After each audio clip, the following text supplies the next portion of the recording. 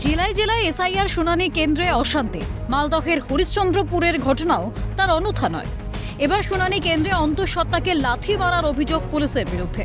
রেহাই পাননি আক্রান্ত মহিলার স্বামী ও শ্বশুরও। শুনানি কেন্দ্রে শান্তি শৃঙ্খলা বজায় রাখার পরিবর্তে খোদ পুলিশকে ঘিরেই শুরু অশান্তি। অন্তঃসত্ত্বা মহিলা ও তার পরিবারকে শুনানি কেন্দ্রে হেনস্থার বিচারের দাবিতে হরিশ্চন্দ্রপুর থানায় পুলিশকে ঘিরে বিক্ষোভ স্থানীয় বাসিন্দাদের।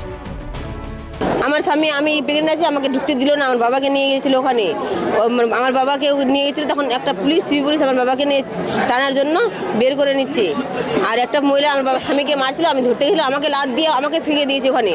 আমার অপরাধ কিছু নাই স্যার, আমি লাইনে দাঁড়াইছিলাম আমার বউর জন্যই। আমার বউ 9 মাসের প্রেগনেন্ট, তার জন্য আমাকে আমি কিছু দোষ নাই, তার জন্য আমাকে বেড়ে চাইছি। পুলিশের বিরুদ্ধে অভব্য আচরণের অভিযোগে অসন্তোষ প্রকাশ করেন মালদহ জেলা পরিষদের সদস্য মর্জিনা খাতুনও। শুনানির নামে সাধারণ মানুষকে হেনস্থা করা হচ্ছে।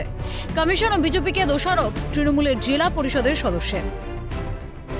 যে সিভিক একজন, আমি সিভিককে দেখলাম, সিভিক যেভাবে করেছে, এটা কিন্তু আমরা আশা করিনি।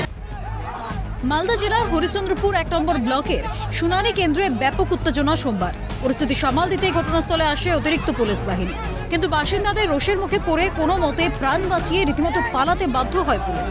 বাসিন্দাদের দাবি একটাই, শুনানির নামে হেনস্থা মারধরের বিচার হোক। অভিযুক্ত পুলিশের বিরুদ্ধেও গৃহীত হোক পদক্ষেপ। ক্ষোভ, বিক্ষোভ আর পুলিশের জোর জুলুমে দিনভর চর্চায় মালদার হরিশ্চন্দ্রপুরের এসআইআর শুনানি। তারা প্রত্যেকেই বলছেন যে এই যে শুনানির নামে প্রহসন যেভাবে হয়রানি হচ্ছে তা বন্ধ করা হোক, এমনটাই কিন্তু তারা দাবি জানাচ্ছেন। হরিশ্চন্দ্রপুর থানার পুলিশের বিরুদ্ধে তারা শাস্তির দাবি তুলে সরব হয়েছেন। মালদা থেকে অভিষেক সাহা, ক্যালকাটা নিউজ।